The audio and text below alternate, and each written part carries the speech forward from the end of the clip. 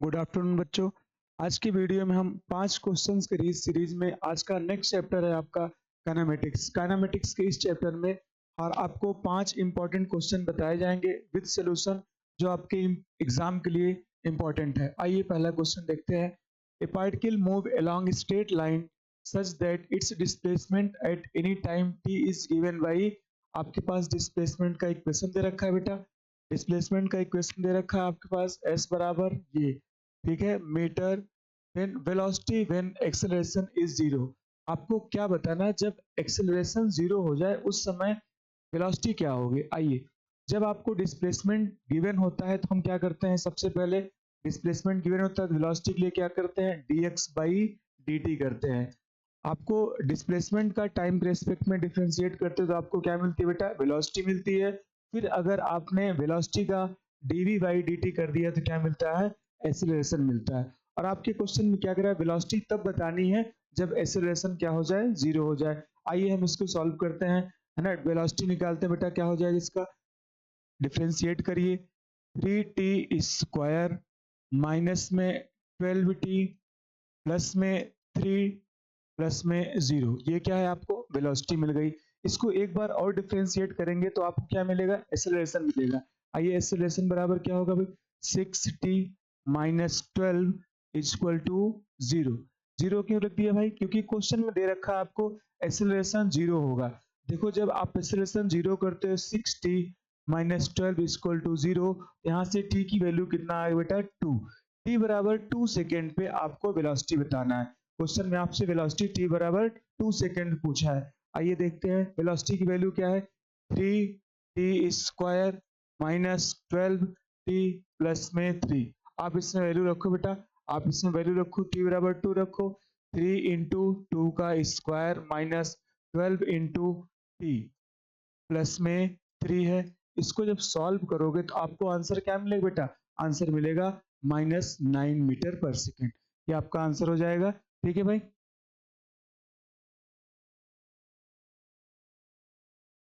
आइए बेटा next question में देखिए, आपके पास क्या दे रखा है, a car accelerate from rest at a constant rate alpha after which it decelerate at constant rate beta to come to rest if the total time elapsed in is t second, then find maximum velocity attained। आपसे question में कह रहा है कि जब कोई car जाती है, इधर देखो बेटा, आप सोल्यूशन बनाते हैं।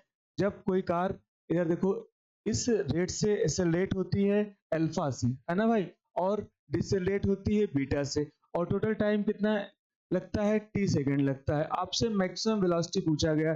आपको इस क्वेश्चन को करने का दो तरीका है। एक तो मेथड होता है आपका इक्वेशन ऑफ मोशन से कर सकते हैं, और दूसरा मेथड ग्राफ से। तो ग्राफ से बेटा इजी हो जाएगा, इस क्वेश्चन को हम आपको ग्राफ से बताते हैं, ठीक है। यार देखो, यहाँ तक एक्सेलरेट हुआ, इसमें टाइम लगा t1, और फिर डिसेलरेट हुआ, इसमें टाइम लगा t2, और ये आपका मैक्सिमम वेलोसिटी v मैक्सिमम हो गया, ठीक है भाई, v मैक्सिमम हो गया।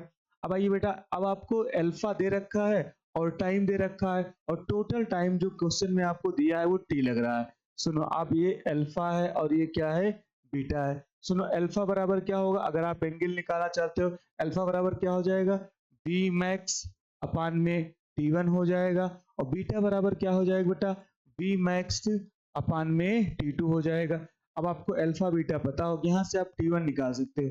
यहाँ से t1 क्या हो जाएगा, t1 बराबर v मैक्स अपान में अल्फा, और t2 बराबर क्या हो जाएगा, v मैक्स अपान में बीटा हो जाएगा।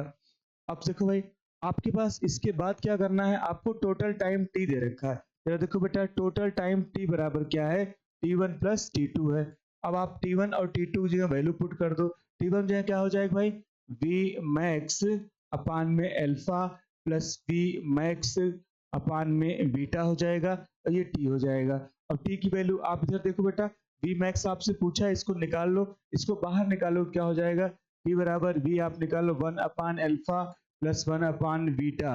अब ये v मैक्स आपसे यही वेलोसिटी पूछा है। जब इसको आप सॉल्व करते बेटा एलसीएम लेके, तो आपके पास ऑप्शन क्या मिल जाता है, alpha beta T upon alpha plus beta. Answer आपका ये हो जाएगा फर्स्ट, ठीक है भाई।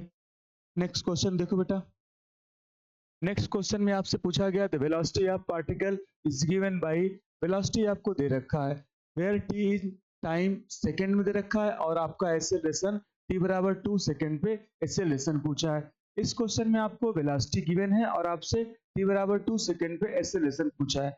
आइए देखते हैं क्या करते हैं बेटा। वेलोसिटी आपको दे रखा है 2t square minus 4t plus में 3, ये दे रखा है। आपको चाहिए एक्सेलरेशन और t बराबर 2 सेकंड पे।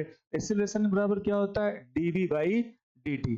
अगर वेलोसिटी को टाइम के रेस्पेक्ट में आप डिफरेंशिएट करते हैं तो आपको क्या मिलता है भाई, एक्सेलरेशन मिलता है। इसको जब सॉल्व करो बेटा क्या मिलेगा इधर 4t माइनस 4, क्या मिलेगा 4t माइनस 4। और आप देखो t बराबर क्या रखना है बेटा, आपको 2 सेकंड रखना है। 4 इंटू 2 माइनस 4 कितना हो गया 8 माइनस 4, तो आपको एक्सेलरेशन कितना मिला 4 मीटर पर सेकंड स्क्वायर। ऑप्शन आपके पास है फर्स्ट 4 मीटर पर सेकंड स्क्वायर, इसका एक्सेलरेशन मिलेगा। ठीक है भाई, नेक्स्ट क्वेश्चन देखो बेटा।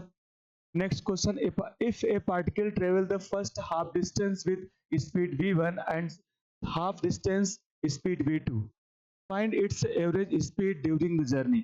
आपसे क्वेश्चन में गिवन है दो आपके पास, इधर देखो भाई, कह रहा है क्वेश्चन में हाफ डिस्टेंस किससे कवर करता है बेटा, हाफ डिस्टेंस डी v1 से कवर करता है।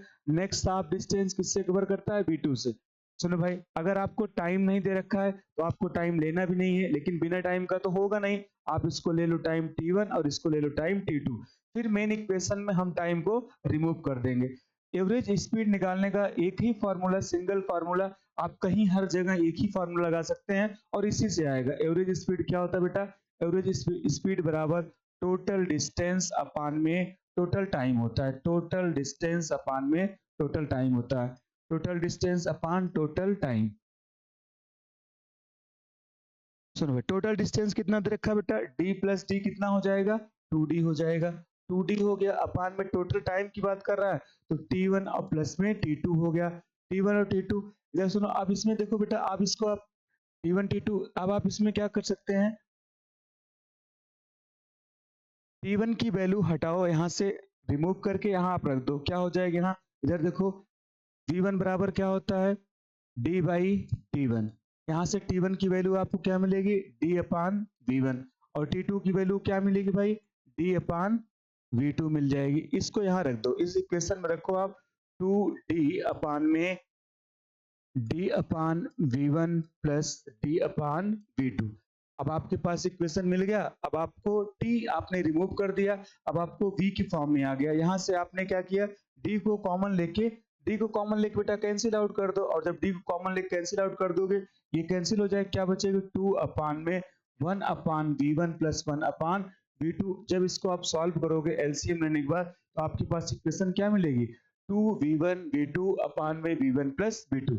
इसी से मिलता जुलता एक क्वेश्चन आपसे और पूछा जाता है, उसमें क्या होता है हाफ डिस्टेंस की जगह हाफ टाइम दिया जाता है। इक्वल टाइम इंटरवल में दो वेलोसिटी, आप उसको भी सॉल्व कर सकते हैं। सेम इसी मेथड से आपको टोटल डिस्टेंस अपान टोटल टाइम लेना होता है बेटा, उसका ऑप्शन अलग होता है। आप इसी वैरायटी से उसको भी क्वेश्चन को सॉल्व कर सकते हैं बेटा। ठीक है, नेक्स्ट क्वेश्चन देखो भाई। नेक्स्ट क्वेश्चन आपके पास है बेटा, ए particle start it's motion from rest under the action of a constant force. अब कांस्टेंट फोर्स अगर आपके क्वेश्चन में आ गया तो क्वेश्चन को स्टार्ट करने से पहले सबसे पहले आपको सोचना होगा फोर्स अगर कांस्टेंट है तो एक्सेलरेशन भी कांस्टेंट होगा, और एक्सेलरेशन कांस्टेंट होगा हम पूरी फिजिक्स में एक ही बात करते हैं बेटा, इक्वेशन ऑफ मोशन की बात करते हैं।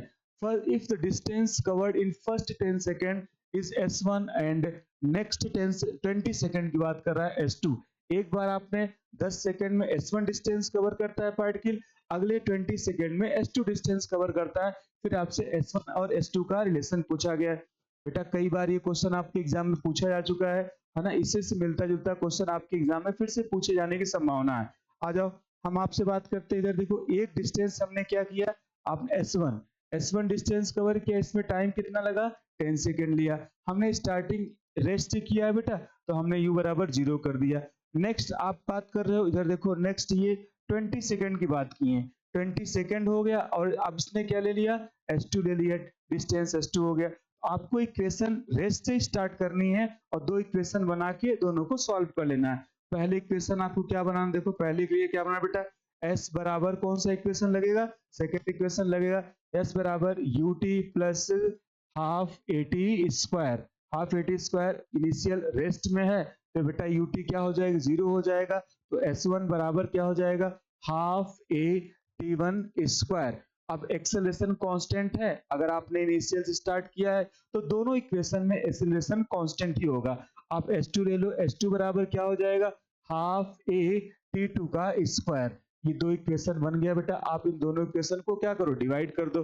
जब दोनों इक्वेशन को डिवाइड करोगे, हाफ ए से हाफ ए कैंसिल हो जाएगा। फिर आपके पास क्या बचेगा, इधर देखो आपके पास क्या बचेगा भाई, S1 upon S2 equal to T1। T1 की वैल्यू कितना दे रहा है, 10, 10 का स्क्वायर 100 हो जाएगा। और T2 की वैल्यू कितना दे रहा है भाई, 20, और 20 का स्क्वायर 400 हो जाएगा। ये कैंसिल हो जाएगा आपके पास। S1 upon S2 equal to 1/4। आपको यहाँ से S2 बराबर क्या मिला बेटा, 4S1 मिला।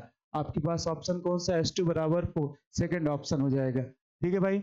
इसी से आपको हर चैप्टर का 5-5 क्वेश्चन बेटा इंपॉर्टेंट, जो एग्जाम के पॉइंट ऑफ व्यू से आपके लिए बहुत इंपॉर्टेंट है, हर डे आपको दिया जाएगा। ठीक है भाई, थैंक यू।